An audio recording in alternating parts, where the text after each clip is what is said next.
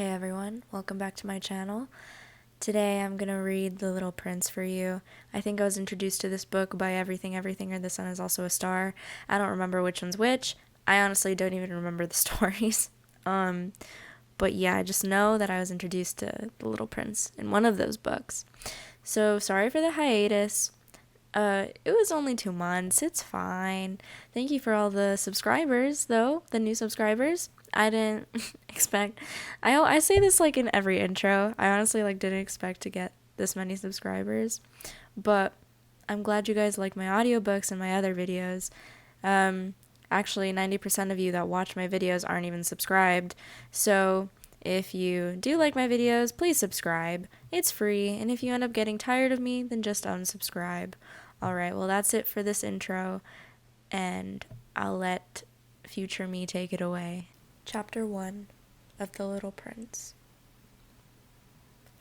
Once when I was 6 years old, I saw a magnificent picture in a book called True Stories from Nature about the primeval forest. It was a picture of a boa constrictor in the act of swallowing an animal. Here's a copy of the drawing. In the book it said, "Boa constrictors swallow their prey whole without chewing it. After that, they are not able to move, and they sleep through the 6 months that they need for digestion."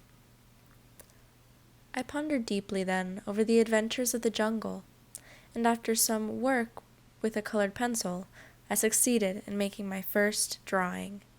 My drawing number 1. It looked like this. I showed my masterpiece to the grown-ups and asked them whether the drawing frightened them. But they answered, "Frightened? Why should anyone be frightened by a hat?" My drawing was not a picture of a hat. It was a picture of a boa constrictor digesting an elephant. But since the grown-ups were not able to understand it, I made another drawing. I drew the inside of the boa constrictor so that the grown-ups could see it clearly. They always need to have things explained. My drawing number 2 looked like this. The grown-ups' response this time was to advise me to lay aside my drawings of boa constrictors, whether from the inside or the outside, and devote myself instead to geography, history, arithmetic, and grammar. That is why, at the age of 6, I gave up what might have been a magnificent career as a painter. I had been disheartened by the failure of my drawing number 1 and my drawing number 2.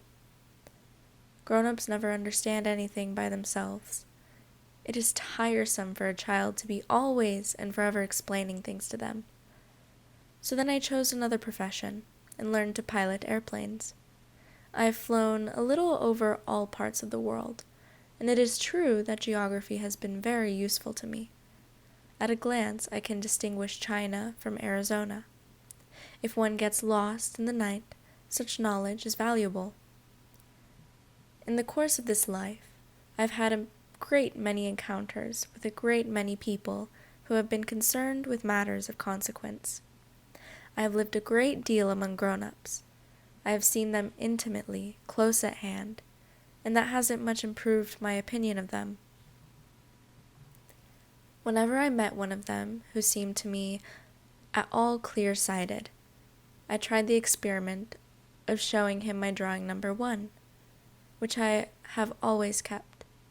I would try to find out, if this was a person of true understanding. But whoever it was, he or she would always say, "That is a hat." Then I would never talk to that person about boa constrictors or primeval forests or stars. I would bring myself down to his level. I would talk to him about bridge and golf and politics and neckties, and the grown-up would be greatly pleased to have met such a sensible man. Chapter 2. So I lived my life alone without anyone that I could really talk to, until I had an accident with my plane in the desert of Sahara 6 years ago.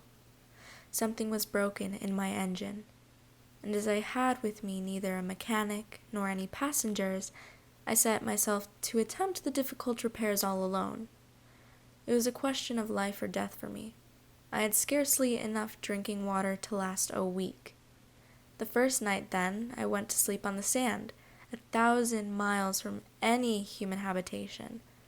I was more isolated than a shipwrecked sailor on a raft in the middle of the ocean. Thus you can imagine my amazement at sunrise, when I was awakened by an odd little voice. It said, "If you please, draw me a sheep." "What?" "Draw me a sheep." I jumped to my feet, completely thunderstruck. I blinked my eyes hard. I looked carefully all around me, and I saw a most extraordinary small person, who stood there examining me with great seriousness. Here you may see the best portrait that later I was able to make of him, but my drawing is certainly very much less charming than its model. That, however, is not my fault. The grown-ups discouraged me in my painter's career when I was 6 years old, and I never learned to draw anything except boas from the outside and boas from the inside. Now I stared at this sudden apparition with my eyes fairly starting out of my head in astonishment. Remember, I had crashed in the desert 1,000 miles from any inhabited region, and yet my little man seemed neither to be straying uncertainly among the sands, nor to be fainting from fatigue or hunger or thirst or fear. Nothing about him gave any suggestion of a child lost in the middle of the desert, 1,000 miles from any human habitation. When at last I was able to speak, I said to him, "But what are you doing here?" And in answer, he repeated very slowly, as if he were speaking of a matter of great consequence, "If you please, draw me a sheep." When a mystery is too overpowering, one dare not disobey. Absurd as it might seem to me, 1,000 miles from any human habitation and in danger of death, I took out of my pocket a sheet of paper and my fountain pen. But then I remembered how my studies had been concentrated on geography, history, arithmetic, and grammar, and I told the little chap, a little crossly too, that I did not know how to draw. He answered me, "That doesn't matter. Draw me a sheep." But I had never drawn a sheep. So I drew for him one of the two pictures I had drawn so often. It was that of the boa constrictor from the outside, and I was astounded to hear the little fellow greeted with, "No, no, no! I don't want an elephant inside a boa constrictor. A boa constrictor is a very dangerous creature, and an elephant is very cumbersome. Where I live, everything is very small. What I need is a sheep. Draw me a sheep." So then I made a drawing. He looked at it carefully, then he said, "No, this sheep is already very sickly. Make me another." So I made another drawing. My friend smiled gently and indulgently. "You see yourself," he said, "that this is not a sheep. This is a ram. It has horns." So then I did my drawing over once more, but it was rejected too, just like the others. "This one is too old. I want a sheep that will live a long time." By this time my patience was exhausted, because I was in a hurry to start taking my engine apart. So I tossed off this drawing, and I threw out an explanation with it. "This is only his box. The sheep you asked for is inside." I was very surprised to see a light break over the face of my young judge. "This is exactly the way I wanted it. Do you think that this sheep will have to have a great deal of grass?" "Why?" "Because where I live, everything is very small." "There will surely be enough grass for him," I said. "It is a very small sheep that I have given you." He bent his head over the drawing. "Not so small that, look, has gone to sleep." And that is how I made the acquaintance of the little prince. Chapter 3. It took me a long time to learn where he came from. The little prince, who asked me so many questions, never seemed to hear the ones I asked him. It was from words dropped by chance that little by little everything was revealed to me. The first time he saw my airplane, for instance. I shall not draw my airplane. That would be much too complicated for me. He asked me, "What is that object?" "That is not an object. It flies. It is an airplane. It is my airplane." And I was proud to have him learn that I could fly. He cried out then, "What? You dropped down from the sky?" "Yes," I answered modestly. "Oh, that is funny!" And the little prince broke into a lovely peal of laughter, which irritated me very much. I like my misfortunes to be taken seriously. Then he added, "So you too come from the sky? Which is your planet?" At that moment, I caught a gleam of light in the impenetrable mystery of his presence, and I demanded abruptly, "Do you come from another planet?" But he did not reply. He tossed his head gently, without taking his eyes from my plane. "It is true that on that you can't have come from very far away." And he sank into a reverie, which lasted a long time. Then, taking my sheep out of his pocket, he buried himself in the contemplation of his treasure. You can imagine how my curiosity was aroused by this half-confidence about the other planets. I made a great effort, therefore, to find out more on this subject. "My little man, where do you come from? What is this 'where I live' of which you speak? Where do you want to take your sheep?" After a reflective silence, he answered, "The thing that is so good about the box you have given me is that at night he can use it as his house." "That is so. And if you are good, I will give you a string too, so that you can tie him during the day, and a post to tie him to." But the little prince seemed shocked by this offer. "Tie him? What a queer idea!" "But if you don't tie him," I said, "he will wander off somewhere and get lost." My friend broke into another peal of laughter. "But where do you think he would go?" "Anywhere. Straight ahead of him." Then the little prince said earnestly, "That doesn't matter. Where I live, everything is so small." And with perhaps a hint of sadness, he added, "Straight ahead of him, nobody can go very far." Chapter 4. I had thus learned a second fact of great importance. This was that the planet the little prince came from was scarcely any larger than a house. But that did not really surprise me much. I knew very well that in addition to the great planets, such as the Earth, Jupiter, Mars, Venus, to which we have given names, there are also hundreds of others, some of which are so small that one has a hard time seeing them through the telescope. When an astronomer discovers one of these, he does not give it a name, but only a number. He might call it, for example, asteroid 325. I have serious reason to believe that the planet from which the little prince came is the asteroid known as B612. This asteroid has only once been seen through the telescope. That was by a Turkish astronomer in 1909.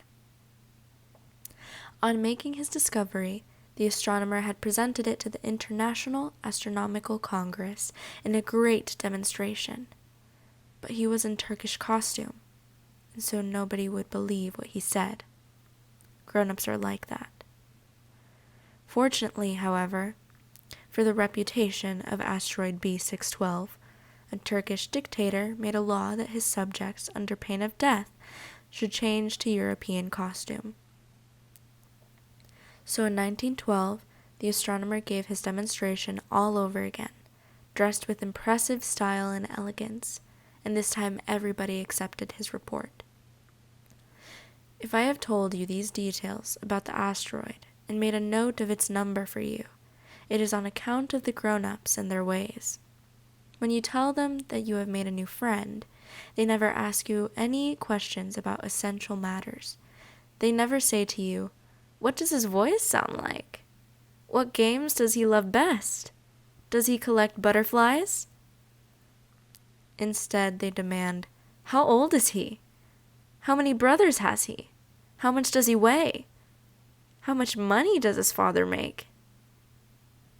Only from these figures do they think they have learned anything about him. If you were to say to the grown-ups, "I saw a beautiful house made of rosy brick, with geraniums in the windows and doves on the roof," they would not be able to get any idea of the house at all. You would have to say to them, "I saw a house that cost $20,000. Then they would exclaim, "Oh, what a pretty house that is!"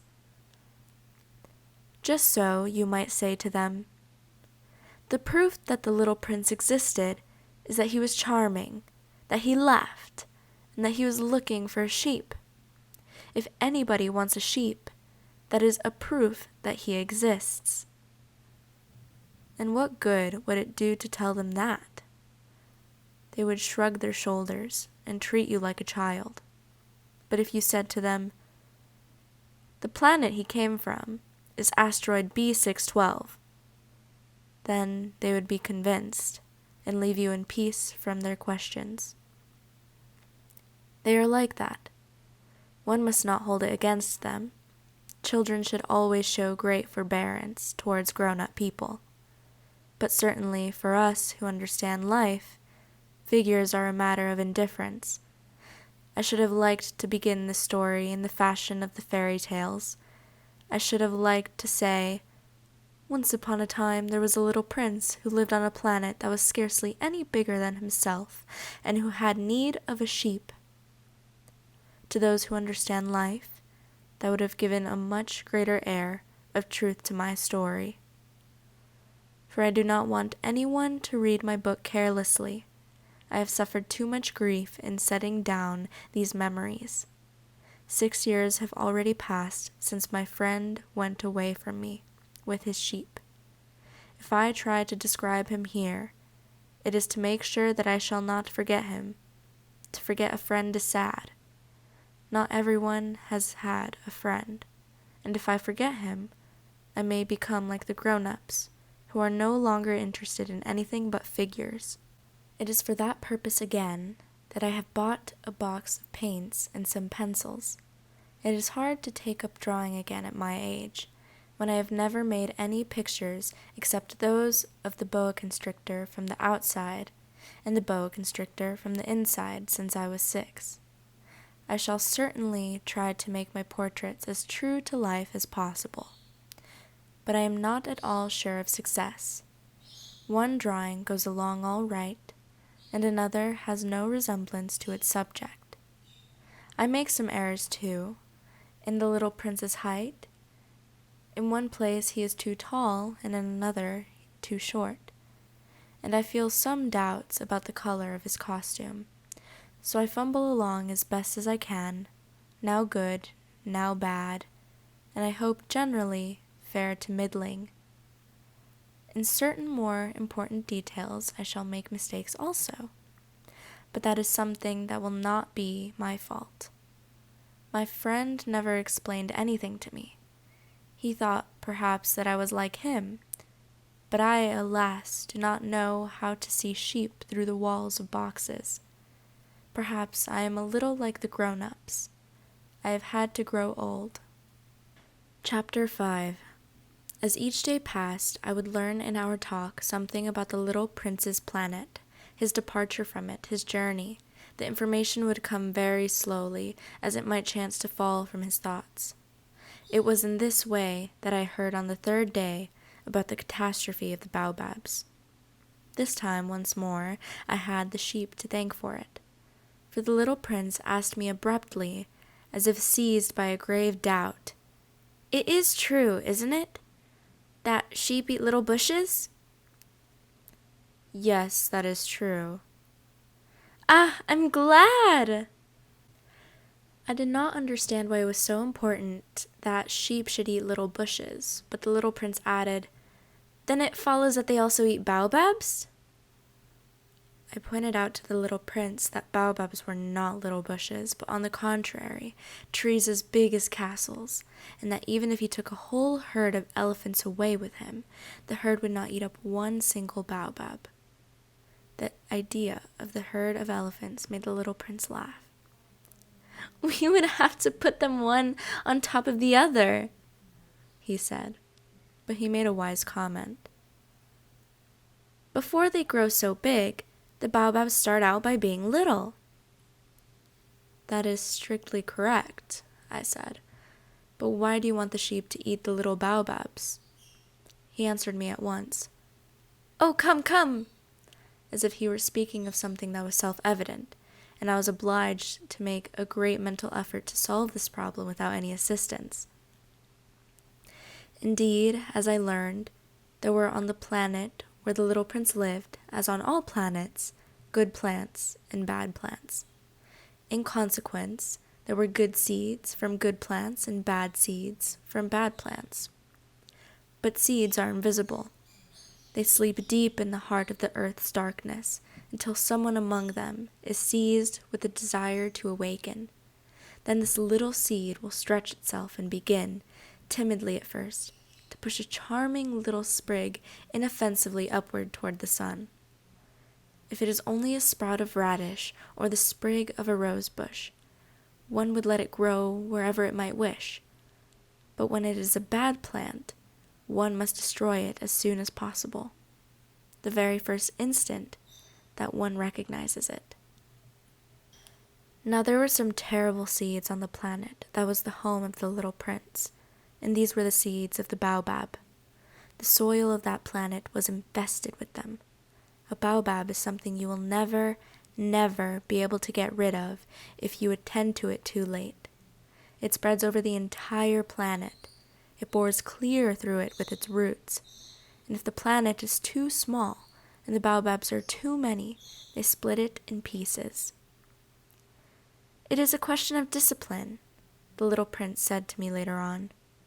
"When you've finished your own toilet in the morning, then it is time to attend to the toilet of your planet, just so, with the greatest care.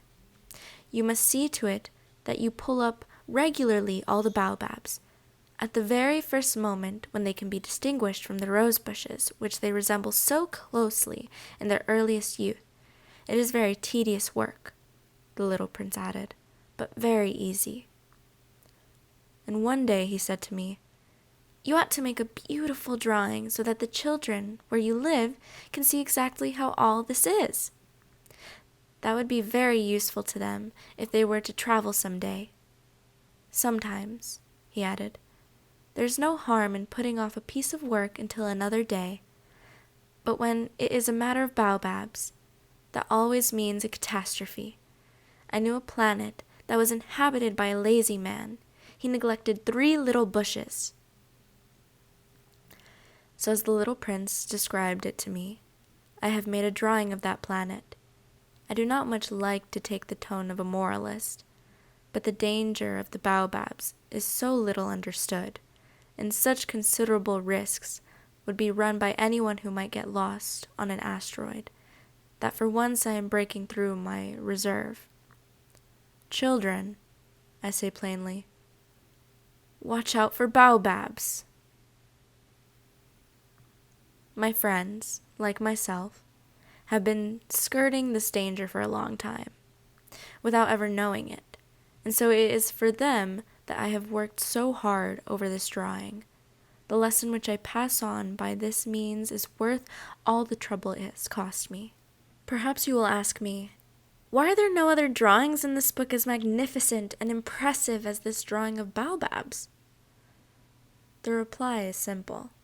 I have tried, but with the others I have not been successful.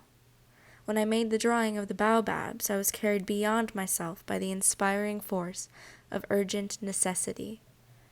Chapter 6. O little prince, bit by bit I came to understand the secrets of your sad little life. For a long time you had found your only entertainment in the quiet pleasure of looking at the sunset. I learned that new detail on the morning of the 4th day, when you said to me, "I'm very fond of sunsets. Come, let us go look at a sunset now." "But we must wait," I said. "Wait for what?" "For the sunset. We must wait until it is time." At first you seemed to be very much surprised, and then you laughed to yourself. You said to me, "I am always thinking that I am at home." Just so, everybody knows that when it is noon in the United States, the sun is setting over France. If you could fly to France in 1 minute, you could go straight into the sunset, right from noon. Unfortunately, France is too far away for that. But on your tiny planet, my little prince, all you need to do is move your chair a few steps. You can see the day end and the twilight falling whenever you like. "One day," you said to me, "I saw the sunset 44 times.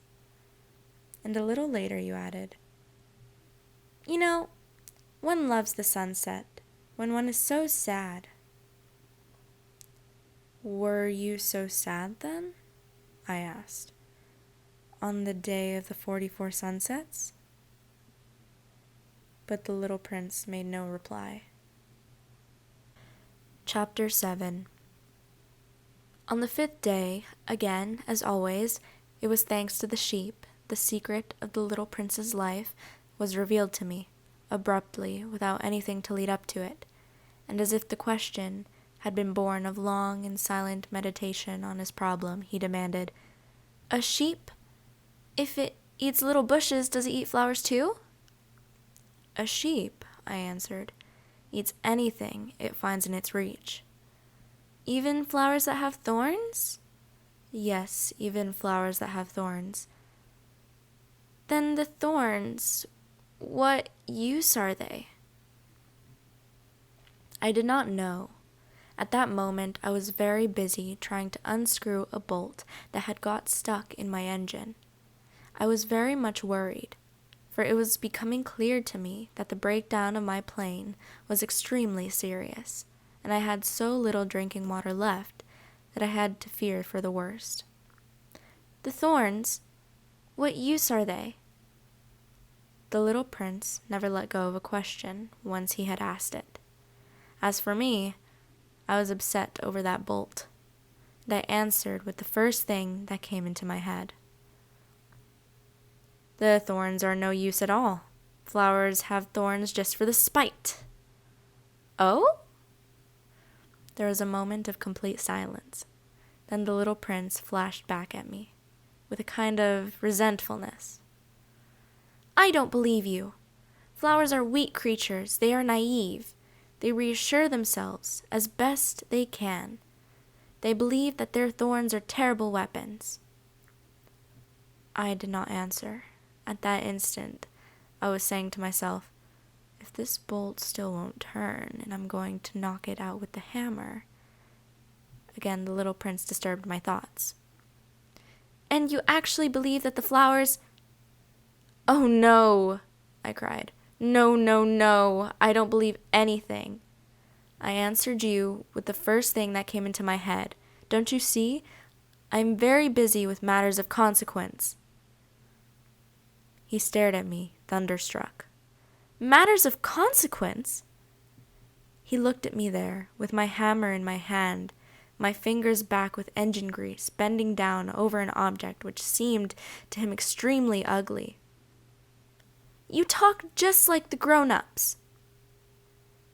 That made me a little ashamed, but he went on relentlessly. "You mix everything up together. You confuse everything." He was really very angry. He tossed his golden curls in the breeze. "I know a planet where there is a certain red-faced gentleman. He has never smelled a flower. He has never looked at a star. He has never loved anyone. He has never done anything in his life but add up figures. And all day, he says over and over, just like you, I am busy with matters of consequence, and that makes him swell up with pride. But he is not a man, he is a mushroom. A what? A mushroom! The little prince was now white with rage. The flowers had been growing thorns for millions of years. For millions of years, the sheep had been eating them just the same. And is it not a matter of consequence to try to understand why the flowers go to so much trouble to grow thorns which are never of any use to them? Is it warfare between the sheep and the flowers not important? Is this not of more consequence than a fat, red-faced gentleman's sums? And if I know, I myself, one flower which is unique in the world, which grows nowhere but on my planet, but which one little sheep can destroy in a single bite some morning, without even noticing what he is doing, oh, you think that is not important? His face turned from white to red as he continued. If someone loves a flower, of which just one single blossom grows in all the millions and millions of stars, it is enough to make him happy just to look at the stars. He can say to himself, somewhere my flower is there. But if the sheep eats the flower, in one moment all his stars will be darkened. And you think that is not important? He could not say anything more. His words were choked by sobbing. The night had fallen. I had let my tools drop from my hands. Of what moment now was my hammer, my bolt, or thirst, or death? On one star, one planet, my planet, the earth, there was a little prince to be comforted. I took him in my arms and rocked him. I said to him, the flower that you love is not in danger. I will draw you a muzzle for your sheep. I will draw you a railing to put around your flower. I will. I did not know what to say to him. I felt awkward and blundering. I did not know how I could reach him, where I could overtake him and go on hand in hand with him once more. It is such a secret place, the land of tears. Chapter 8. I soon learned to know this flower better. On the little prince's planet, the flowers had always been very simple. They had only one ring of petals. They took up no room at all. They were a trouble to nobody. One morning they would appear in the grass, and by night they would have faded peacefully away. But one day, from a seed blown from no one knew where, a new flower had come up, and the little prince had watched very closely over the small sprout, which was not like any other small sprouts on his planet. It might, you see, have been a new kind of baobab. The shrub soon stopped growing and began to get ready to produce a flower. The little prince, who was present at the first appearance of a huge bud, felt at once that some sort of miraculous apparition must emerge from it. But the flower was not satisfied to complete the preparations for her beauty in the shelter of her green chamber. She chose her colors with the greatest care. She dressed herself slowly. She adjusted her petals one by one. She did not wish to go out into the world all rumpled, like the field poppies. It was only in the full radiance of her beauty that she wished to appear. Oh yes, she is a coquettish creature, and her mysterious adornment lasted for days and days. Then one morning, exactly at sunrise, she suddenly showed herself. And after working with all this painstaking precision, she yawned and said, "Ah, I am scarcely awake. I beg that you will excuse me. My petals are still all disarranged." But the little prince could not restrain his admiration. "Oh, how beautiful you are!" "Am I not?" the flower responded sweetly. "And I was born at the same moment as the sun." The little prince could guess easily enough that she was not any too modest, but how moving and exciting she was. "I think it is time for breakfast," she added an instant later. "If you would have the kindness to think of my needs." And the little prince, completely abashed, went to look for a sprinkling can of fresh water. So he tended the flower. So, too, she began very quickly to torment him with her vanity, which was, if the truth be known, a little difficult to deal with. One day, for instance, when she was speaking of her 4 thorns, she said to the little prince, "Let the tigers come with their claws." "There are no tigers on my planet," the little prince objected. "And anyway, tigers do not eat weeds." "I am not a weed," the flower replied sweetly. "Please excuse me." "I am not at all afraid of tigers," she went on. "But I have a horror of drafts. I suppose you wouldn't have a screen for me?" "A horror of drafts? That is bad luck for a plant," remarked the little prince, and added to himself, "This flower is a very complex creature. At night, I want you to put me under a glass globe. It is very cold where you live, in the place I came from." But she interrupted herself at that point. She had come in the form of a seed. She could not have known anything of any other worlds. Embarrassed over having let herself be caught on the verge of such a naive untruth, she coughed 2 or 3 times, in order to put the little prince in the wrong. "The screen? I was just going to look for it when you spoke to me." Then she forced her cough a little more, so that he could suffer from remorse just the same. So the little prince, in spite of all the good will that was inseparable from his love, had soon come to doubt her. He had taken seriously words which were without importance, and it made him very unhappy. "I ought not to have listened to her," he confided to me one day. "One never ought to listen to flowers. One should simply look at them and breathe their fragrance. Mine perfumed all my planet, but I did not know how to take pleasure in all her grace. This tale of claws, which disturbed me so much, should only have filled my heart with tenderness and pity." And he continued his confidences. "The fact is that I did not know how to understand anything. I ought to have judged by deeds and not by words. She cast her fragrance and her radiance over me. I ought never to have run away from her. I ought to have guessed all the affection that lay behind her poor little stratagems. Flowers are so inconsistent. But I was too young to know how to love her." Chapter 9. I believe that for his escape he took advantage of the migration of a flock of wild birds. On the morning of his departure, he put his planet in perfect order. He carefully cleaned out his active volcanoes. He possessed 2 active volcanoes, and they were very convenient for heating his breakfast in the morning. He also had 1 volcano that was extinct. But as he said, "One never knows." So he cleaned out the extinct volcano too. If they are well cleaned out, volcanoes burn slowly and steadily without any eruptions. Volcanic eruptions are like fires in a chimney. On our Earth, we are obviously much too small to clean out our volcanoes. That is why they bring no end of trouble upon us. The little prince also pulled up, with a certain sense of dejection, the last little shoots of the baobabs. He believed that he would never want to return, but on this last morning, all these familiar tasks seemed very precious to him. And when he watered the flower for the last time and prepared to place her under the shelter of her glass globe, he realized that he was very close to tears. "Goodbye," he said to the flower. But she made no answer. "Goodbye," he said again.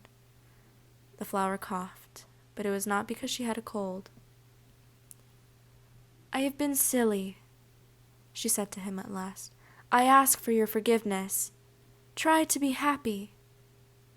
He was surprised by this absence of reproaches.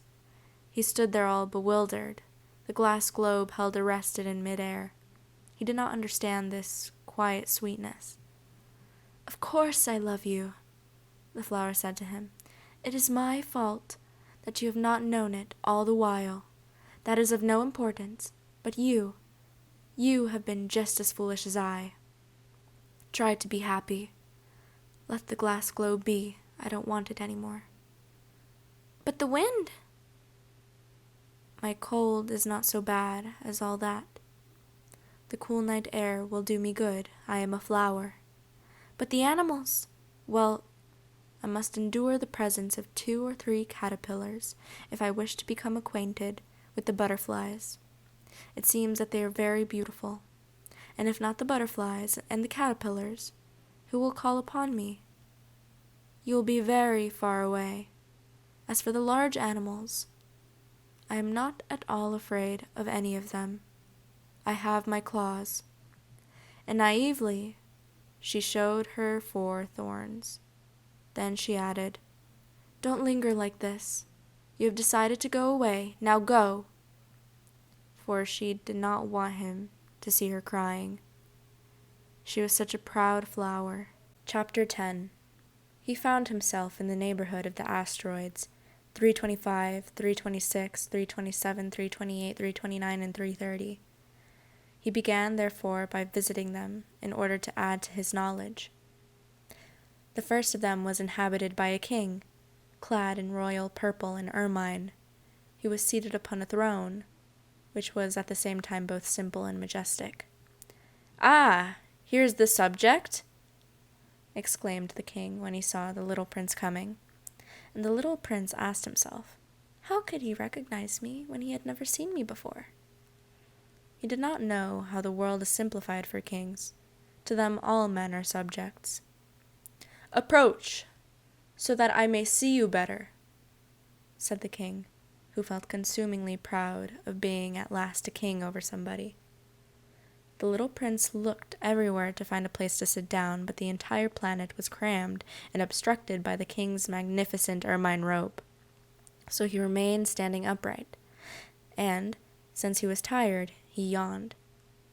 "It is contrary to etiquette to yawn in the presence of a king," the monarch said to him. "I forbid you to do so."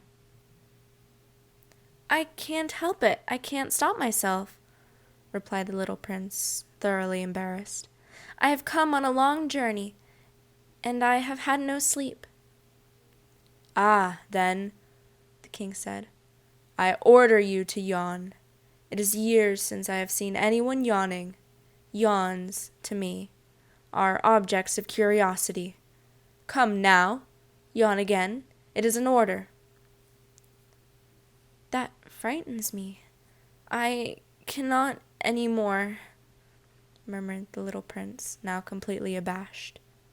Hum, replied the king. "Then I order you sometimes to yawn and sometimes to—" He sputtered a little and seemed vexed. For what the king fundamentally insisted upon was that his authority should be respected. He tolerated no disobedience. He was an absolute monarch, but because he was a very good man, he made his orders reasonable. "If I ordered a general," he would say, by way of example, "if I ordered a general to change himself into a seabird, and if the general did not obey me, that would not be the fault of the general. It would be my fault." "May I sit down?" came now a timid inquiry from the little prince. "I order you to do so," the king answered him, and majestically gathered in a fold of his ermine mantle. But the little prince was wondering. The planet was tiny. Over what could this king really rule? "Sire," he said to him, "I beg that you will excuse my asking you a question." "I order you to ask me a question," the king hastened to assure him. "Sire, over what do you rule?" "Over everything," said the king with magnificent simplicity. "Over everything?" The king made a gesture, which took in his planet, the other planets, and all the stars. "Over all that?" asked the little prince. "Over all that," the king answered. for his rule was not only absolute, it was also universal. "And the stars obey you?" "Certainly they do," the king said. "They obey instantly. I do not permit insubordination." Such power was a thing for the little prince to marvel at.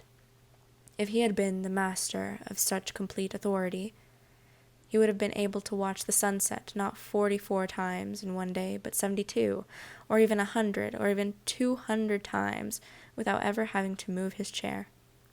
And because he felt a bit sad as he remembered his little planet which he had forsaken, he plucked up his courage to ask the king a favor. "I should like to see a sunset. Do me that kindness. Order the sun to set." "If I ordered a general to fly from one flower to another like a butterfly, or to write a tragic drama, or to change himself into a seabird, and if the general did not carry out the order that he had received, which one of us would be in the wrong?" the king demanded. "The general or myself?" "You," said the little prince firmly. "Exactly. One must require from each one the duty which each one can perform," the king went on. "Accepted authority rests first of all on reason. If you ordered your people to go and throw themselves into the sea, they would rise up in revolution. I have the right to require obedience because my orders are reasonable." "Then my sunset?" the little prince reminded him, for he never forgot a question once he had asked it. "You shall have your sunset. I shall command it. But according to my science of government, I shall wait until conditions are favorable." "When will that be?" inquired the little prince. Replied the king, and before saying anything else he consulted a bulky almanac. That will be that will be this evening, about 20 minutes to 8, and you will see how well I am obeyed." The little prince yawned. He was regretting his lost sunset, and then, too, he was already beginning to be a little bored. "I have nothing more to do here," he said to the king, "so I shall set out on my way again." "Do not go," said the king, who was very proud of having a subject. "Do not go. I will make you a minister." "Minister of what?" "Minister of justice." "But there's nobody here to judge." "We do not know that," the king said to himself. "I have not yet made a complete tour of my kingdom. I am very old. There is no room here for a carriage, and it tires me to walk." "Oh, but I have already looked," said the little prince, turning around to give one more glance to the other side of the planet. On that side, as on this, there was nobody at all. "Then you shall judge yourself," the king answered.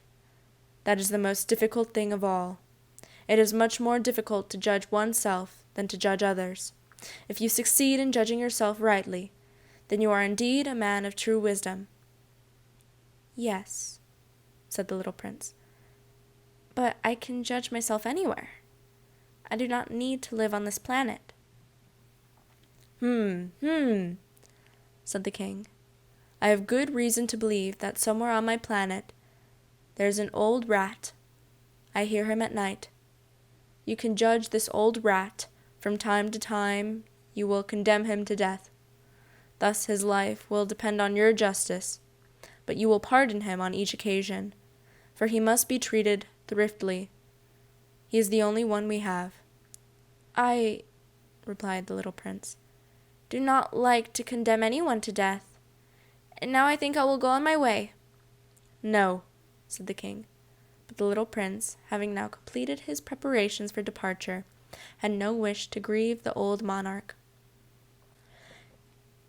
"If your majesty wishes to be promptly obeyed," he said, "he should be able to give me a reasonable order. He should be able, for example, to order me to be gone by the end of 1 minute. It seems to me that conditions are favorable." As the king made no answer, The little prince hesitated for a moment. Then, with a sigh, he took his leave. "I make you my ambassador," the king called out hastily. He had a magnificent air of authority. "Grown-ups are very strange," the little prince said to himself as he continued on his journey. Chapter 11. The second planet was inhabited by a conceited man. "Ah! I'm about to receive a visit from an admirer," he exclaimed from afar, when he first saw the little prince coming. For, to conceited men, all other men are admirers. "Good morning," said the little prince. "That is a queer hat you are wearing." "It is a hat for salutes," the conceited man replied. "It is to raise and salute when people acclaim me. Unfortunately, nobody at all ever passes this way." "Yes?" said the little prince, who did not understand what the conceited man was talking about. "Clap your hands, one against the other," the conceited man now directed him. The little prince clapped his hands. The conceited man raised his hat in a modest salute. "This is more entertaining than the visit to the king," the little prince said to himself, and he began again to clap his hands, one against the other. The conceited man again raised his hat in salute. After 5 minutes of this exercise, the little prince grew tired of the game's monotony. "And what should one do to make the hat come down?" he asked. But the conceited man did not hear him. Conceited people never hear anything but praise. "Do you really admire me that much?" he demanded of the little prince. "What does that mean, admire?" "To admire means that you regard me as the handsomest, the best dressed, the richest, and the most intelligent man on this planet." "But you are the only man on this planet." "Do me this kindness. Admire me just the same." "I admire you," said the little prince, shrugging his shoulders slightly. "But what is there in that to interest you so much?" And the little prince went away. "The grown-ups are certainly very odd," he said to himself as he continued on his journey. Chapter 12. The next planet was inhabited by a tippler. This was a very short visit, but it plunged the little prince into deep dejection. "What are you doing there?"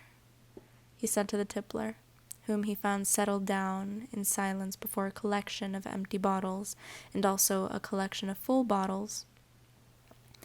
"I am drinking," replied the tippler, with a lugubrious air. "Why are you drinking?" demanded the little prince. "So that I may forget," replied the tippler. "Forget what?" inquired the little prince, who already was sorry for him. "Forget that I am ashamed," the tippler confessed, hanging his head. "Ashamed of what?" insisted the little prince, who wanted to help him. "Ashamed of drinking." The tippler brought his speech to an end and shut himself up in an impregnable silence. And the little prince went away, puzzled. "The grown-ups are certainly very, very odd," he said to himself as he continued on his journey. Chapter 13. The fourth planet belonged to a businessman. This man was so much occupied that he did not even raise his head at the little prince's arrival. "Good morning," the little prince said to him. "Your cigarette has gone out." 2 and 3 make 5, 5 and 7 make 12. 12 and 3 make 15. Good morning. 15 and 7 make 22. 22 and 6 make 28. I haven't time to light it again. 26 and 5 make 31. Phew. Then that makes 501,622,731. 500 million what? Asked the little prince. Huh? Are you still there? 500 million. I can't stop. I have so much to do. I am concerned with matters of consequence. I don't amuse myself with balderdash. 2 and 5 make 7. 501 million what? Repeated the little prince, who never in his life had let go of a question once he had asked it. The businessman raised his head. During the 54 years that I have inhabited this planet, I have been disturbed only 3 times. The first time was 22 years ago, when some giddy goose fell from goodness knows where. He made the most frightful noise that resounded all over the place, and I made 4 mistakes in my addition. The second time, 11 years ago, I was disturbed of an attack on rheumatism.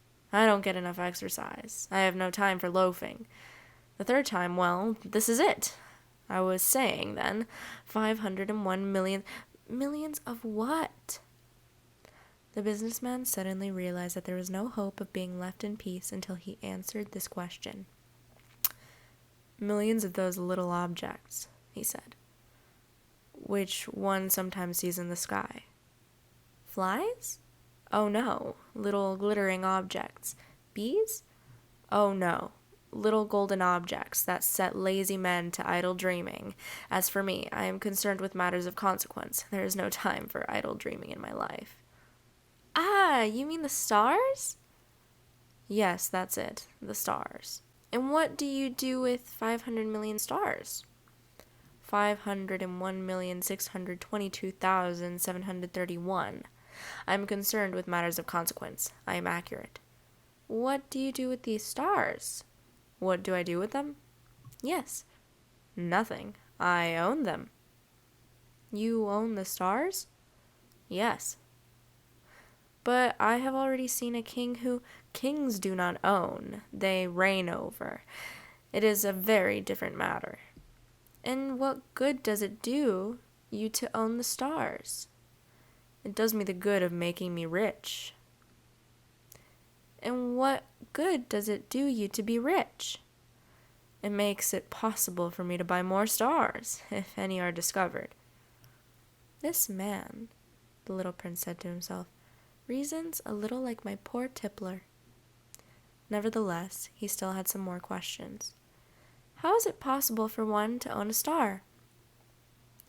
To whom do they belong?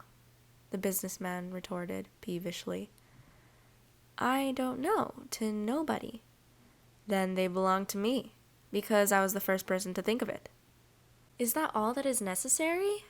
Certainly. When you find a diamond that belongs to nobody, it is yours. When you discover an island that belongs to nobody, it is yours.